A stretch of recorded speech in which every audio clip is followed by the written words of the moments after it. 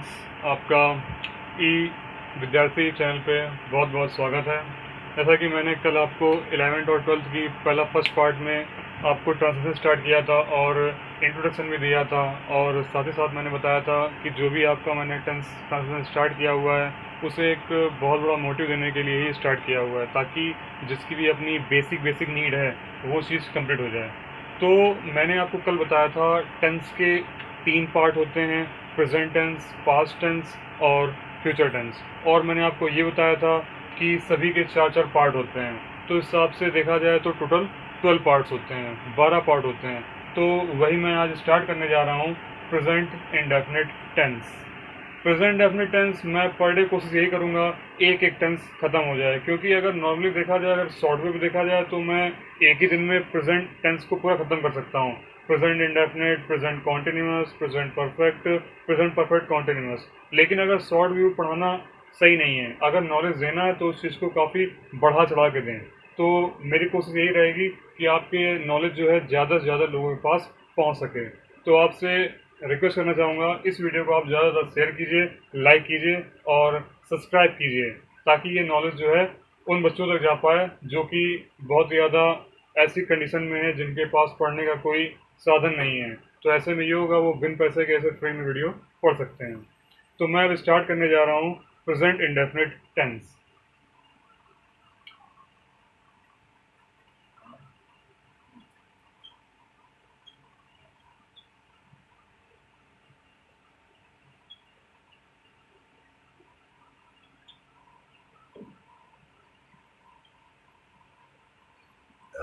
अगर बात करें प्रेजेंट इंडेफिनिट टेंस की, यूपी बोर्ड में बताया जाता है जिन सेंटेंस के लास्ट में ता है, ती है, ते हैं आदि शब्द जिन सेंटेंस के लास्ट में आते हैं वो हमारे प्रेजेंट डेफिनिट टेंस कहलाते हैं।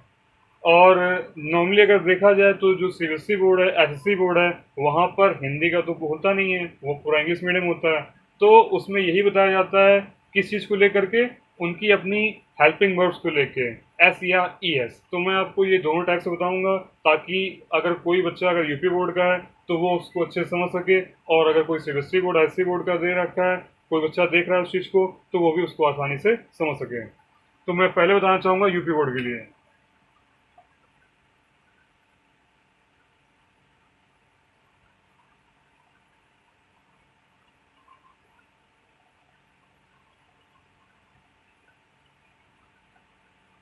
जिन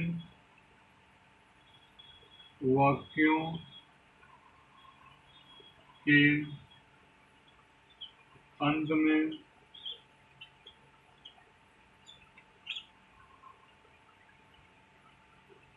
ता है, ती है, ते हैं आदि शब्द वाक्यों के क्रिया के अंत में आए, ऐसे शब्द इन वाक्यों में आने की वजह से इन्हें हम लोग प्रेजेंट डेफिनिट टेंस कहते हैं। ये आपकी यूपी बोर्ड की डेफिनेशन। अगर इस चीज को अगर देखा जाए सीबीएसई एसएससी बोर्ड में, तो वहां पर एक कॉन्सेप्ट आता है, सब्जेक्ट जो आपकी वर्ब होगी उसमें आपका एस या ई एस लगा होगा, और ऑब्जेक्ट होगा। मेन सिंपल हम लोगों को ये बताया जाता है, ये आपका एक सेंटेक्स है, इसे हम लोग रूल भी कह सकते हैं। सब्जेक्ट, वर्ब, एस या ई एस जिसमें लगता है, और ऑब्जेक्ट। तो ये आपका सीबीएसई और एससी बोर्ड में सिखाया जाता है। अगर यूपी बोर्ड की बात करें तो जिन वाक्यों के अंत में लास्ट में क्रिया के अंत में लगता है आपका ता है, ती है, ते हैं, तो ऐसे वाक्य प्रेजेंट डेफिनिट टेंस कहलाते हैं। अगर बात करें हम सीबीएसई बोर्ड एससी बोर्ड की, तो यहाँ पर आपका सब्जेक्ट दे रखा होता है, वर्ब दे रखा होता है, वर्ब में आपका एस या ई एस लगता है, और आपका ऑब्जेक्ट दे रखा होता है। अगर हम बात करें सब्जेक्ट की, सब्जेक्ट आपका 2 टाइप्स का होता है। एक आपका होता है सिंगुलर और दूसरा आपका होता है प्लूरल। तो यहाँ पर मैं आपको यही बताऊंगा कि सिमिलर जो आपका सब्जेक्ट दे रखा होगा उसके वर्ब में लास्ट में एस नहीं लगता है। बट तो मैंने आपको बताया यहाँ पर जो आपका सिंटेक्स यहाँ बनता है, subject plus verb means verb में एस लगा होगा और प्लस ऑब्जेक्ट। इसे आप ये आपका जो सिंटेक्स बनता है वो आपका बताया जाता है सीएसएस कोड में, is called present indefinite tense. तो अब यहाँ बात की है सब्जेक्ट की। सब्जेक्ट यहाँ पर आपके दो टाइप के होते हैं, एक आपका होता है सिंगुलर, एक आपका होता है प्लूरल।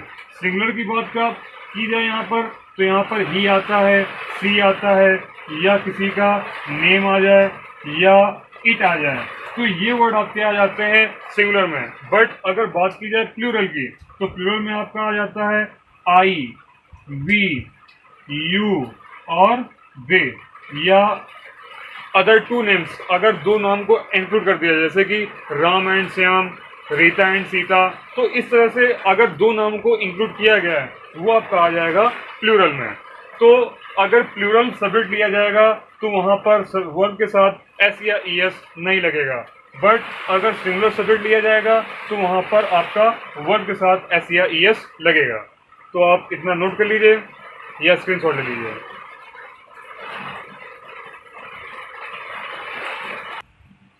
तो आप स्क्रीनशॉट ले चुके होंगे या नोट कर चुके होंगे। अब मैं इसको यूज़ करने जा रहा हूँ।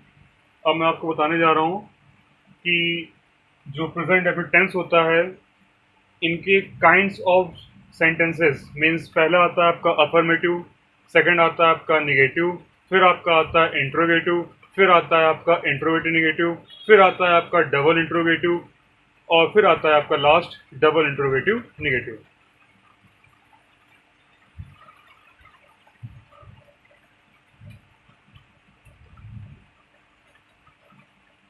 तो पहला आपका जो दे रखा है अफर्मेटिव सेंटेंस।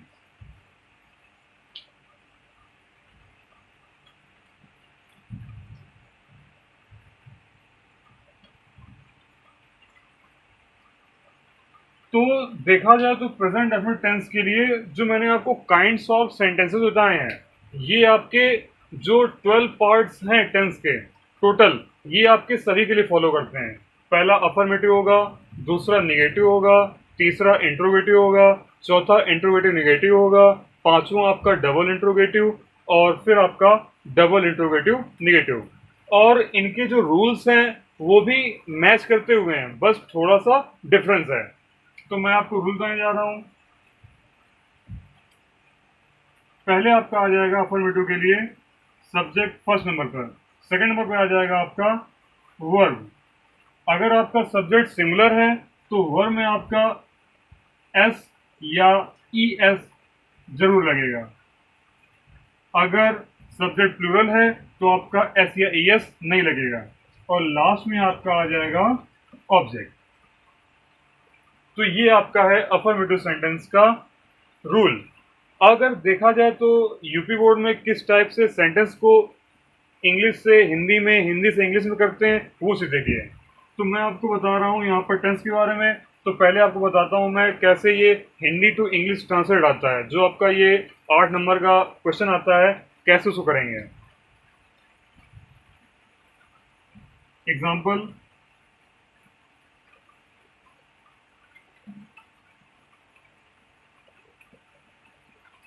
रमेश मंदिर जाता है। तो आप देख पा रहे हो रमेश, रमेश एक सिंगुलर है तो, और मंदिर मीन्स टेम्पल जाता है। तो मीन्स आपका जो सेंटेंस दे रखा है सबसे पहले आप ये देखो ये किस टेंस का है। तो आप देख पा रहे हो लास्ट में आपका ये लिखा हुआ है ता है। इससे आपका बिल्कुल कंफर्म हो गया कि ये जो आपका टेंस है वो आपका प्रेजेंट इंडेफिनिट टेंस है। अब इसको बनाने में आते हैं रूल में। फर्स्ट दे रखा है इसका आपका सब्जेक्ट। तो फर्स्ट नंबर पे आपका सब्जेक्ट कहाँ पर है, ये सब्जेक्ट को पहचानने का तरीका क्या है वो देख लीजिए। रमेश मंदिर जाता है, तो यहाँ पर मंदिर कौन जाता है, रमेश। तो मीन्स जो ये कौन वर्ड का रिलेशन जिससे जुड़ रहा है वही आपका आ जाएगा सब्जेक्ट। तो सब्जेक्ट आपका रमेश है तो सब्जेक्ट लिख देंगे यहाँ पर रमेश। फिर सेकंड नंबर पे क्या आती है आपकी वर्ब। वर्ब क्या होता है? खेलना कूदना, मतलब जो भी हम लोग एक्टिविटी करते हैं वो आपकी कहलाती है आपकी वर्ब। मीन्स जाता है, जाना यहाँ पर क्या है? वर्ब। तो जाने की इंग्लिश जो होती है वो आपकी क्या होती है? गो। और कहाँ जाता है? मंदिर। Go to temple. अगर बात की जाए यहाँ पर, जो हमने रूल लिखा हुआ था, आपका रूल लिखा हुआ था सब्जेक्ट प्लस वर्ब एस या ई एस और प्लस ऑब्जेक्ट।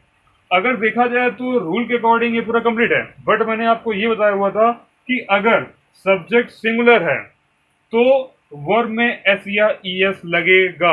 अगर सब्जेक्ट प्लूरल है तो आपकी जैसी वर्ब रखी हुई है उसमें एस या ई एस बिल्कुल नहीं लगेगा। तो आप देख पा रहे हो कि रमेश क्या है? एक सिंगुलर है, इसीलिए यहाँ पर जो गो का जो प्लूरल बनेगा तो गो के साथ एस ना लग के क्या लगेगा? E S. तो आपका ये पूरा कन्वर्ट हो जाएगा रमेश गोज टू टेम्पल। ये आपका सिलेबस जो चल रहा है वो आपका यूपी बोर्ड अकॉर्डिंग चल रहा है। अगर बोला जाए आपका ये क्वेश्चन, जैसे मान लीजिए अगर सीबीएसई बोर्ड ऐसी बोर्ड में आता है तो उसमें आपको हिंदी तो दे नहीं रखा होगा, उसमें आपका जो सेंटेंस होगा वो आपका दे रखा होगा रमेश गोज टू टेम्पल। और मैंने आपको अभी जिक्र किया था कि जो प्रेजेंट इंडेफिनिट टेंस है, मीन्स पूरा जो टेंस है इसके टोटल पार्ट्स दे रखे हैं 12। तो देखा जाए तो इनके अकॉर्डिंग जो काइंड्स ऑफ सेंटेंस है उसको 6 पार्ट में डिवाइड किया गया है। कहीं कहीं आपको बताया जाता है 4 पार्ट्स में, और जो आपके लास्ट का तीसरा और चौथा पार्ट है उसमें आपके वाई वाले क्वेश्चन ऐड कर दिए जाते हैं। बट मैं आपको वो चीज़ थोड़ा सा हट के बता रहा हूँ।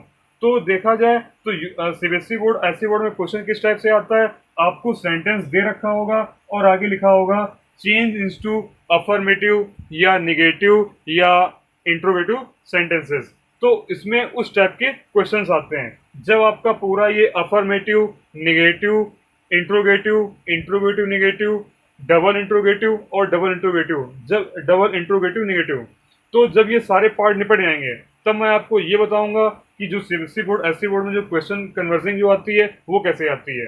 अगर बात की जाए कन्वर्जन की, तो ये जो इंटरचेंजिंग का जो तरीका है वो यूपी बोर्ड क्लास 11 में भी आता है, वो भी आपका 2 मार्क्स का आता है। तो उसमें आपको दे रखा होता है कोई भी सेंटेंस जो दे रखा होगा तो लास्ट में उसको लिखा, ब्रैकेट में लिखा होता है इसको आपको किस सेंटेंस चेंज करना है या किस टेंस में चेंज करना है। तो वो सारी इंटरचेंजिंग आती है। जब आप ये पूरा कंप्लीट कर लोगे तब आपको बहुत अच्छी तरीके से आएगा। तो आप इस चीज़ को ध्यान से देखो। तो आपने इसका स्क्रीनशॉट ले लिया होगा या तुरंत ले लीजिए अभी। ओके, तो मैंने आपको बताया अभी इस सिंगुलर सब्जेक्ट का एक एग्जांपल। अब मैं आपको बताता हूं अफर्मेटिव के लिए, प्लूरल सब्जेक्ट के लिए। मैं पार्क जाता हूं। तो मैं वर्ड, मैं आपका है प्लूरल। अब जाहिर सी बात है अगर मैं वर्ड प्लूरल वर्ड का सब्जेक्ट है तो यहाँ पर जो वर्ब आएगी उसमें एस या ई एस बिल्कुल नहीं लगेगा। तो अगर देखा जाए, फॉलो करते हैं रूल को, फर्स्ट नंबर पे आता है सब्जेक्ट। तो मैं पार्क जाता हूँ, तो कौन पार्क जा रहा है? मैं। तो मैं आ जाएगा आपका फर्स्ट नंबर पर। अब सेकंड नंबर पे क्या आ रही है आपकी? वर्ब। तो वर्ब क्या पार्क होगा? नहीं, पार्क वर्ड जो है ये आपका ऑब्जेक्ट में आ जाएगा।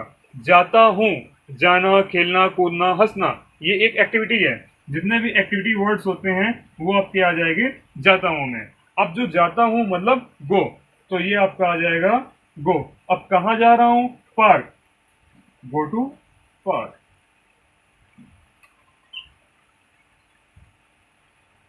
तो ये आपका हो गया अफर्मेटिव सेंटेंस। चलिए इसको नोट कर लीजिए या स्क्रीनशॉट ले लीजिए।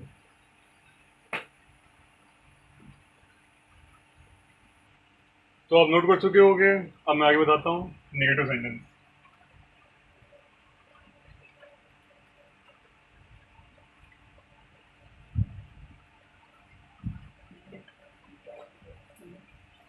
फर्स्ट पार्ट आपका कंप्लीट हो चुका है।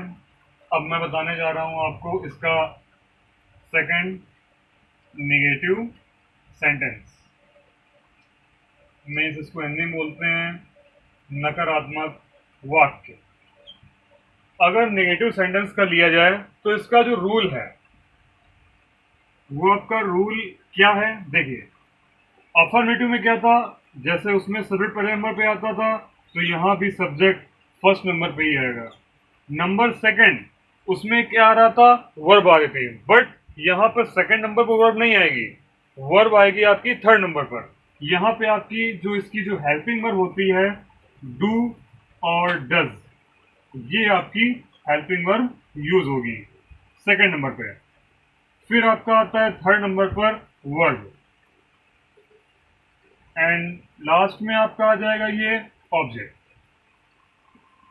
तो ये आपका रूल कंप्लीट होता है नेगेटिव सेंटेंस के लिए। फर्स्ट में आ जाएगा आपका सब्जेक्ट, सेकंड में आ जाएगा डू डज, थर्ड में आ जाएगी आपकी वर्ब और फोर्थ में आ जाएगी आपका ऑब्जेक्ट।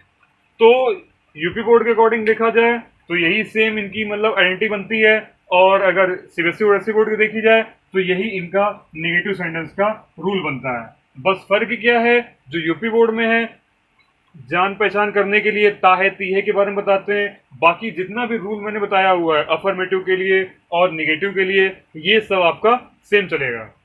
तो रूल आपका हो गया subject, do does, verb and object. अब लेते चलते हैं एग्जाम्पल कि एग्जाम्पल किस टाइप से होंगे। जैसे कि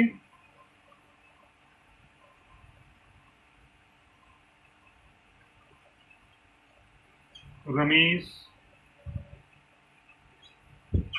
नदी में नहीं कूदता है। तो ये एक निगेटिव सेंटेंस है, तो हमें मालूम पड़ गया कि ये जो नहीं वर्ड लिख रहा है यही आपका इंडिकेट करता है कि एक निगेटिव सेंटेंस है, और जो आपका जो ता है वर्ड दिख रहा है इससे कंफर्म हो जाता है ये आपका प्रेजेंट डेफिनिट टेंस है। अब चलते हैं रूल की ओर। पहला आपका दे रखा है सब्जेक्ट, सब्जेक्ट यहाँ पर क्या है, रमेश। तो पहचान गए हम लोग यहाँ पर नदी में नहीं कूदता है, कौन नहीं कूदता है, रमेश। तो फर्स्ट नंबर पे आ जाएगा आपका subject Ramesh. Second number rule क्या बोलता है, डू या डस। अब बारी यहां पर ये आती सीखने की कि डू कहां लगेगा और डस कहां लगेगा। तो डू लगेगा आपका प्लूरल सब्जेक्ट के साथ, जो सब्जेक्ट प्लूरल होंगे उनके साथ लगेगा आपका डू। और डस कहां लगेगा, डस लगेगा आपका सिंगुलर सब्जेक्ट के साथ। तो जो सब्जेक्ट सिंगुलर होंगे उनके साथ आप यूज करोगे डस। तो यहां पर देखा जाए रमेश, रमेश आपका क्या है, सिंगुलर, इसलिए यहां पर क्या यूज होगा, डस।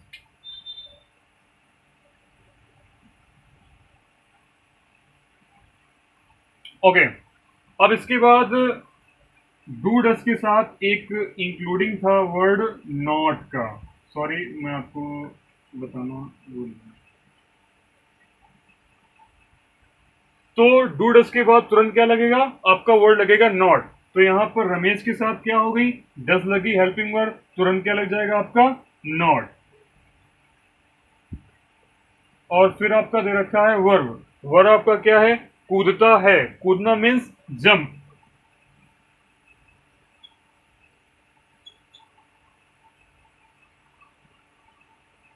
कहां कूदता है, नदी में, इन द रिवर।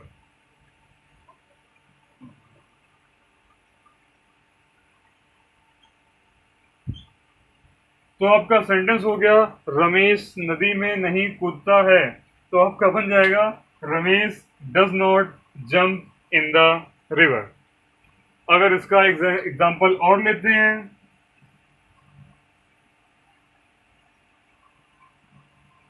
हम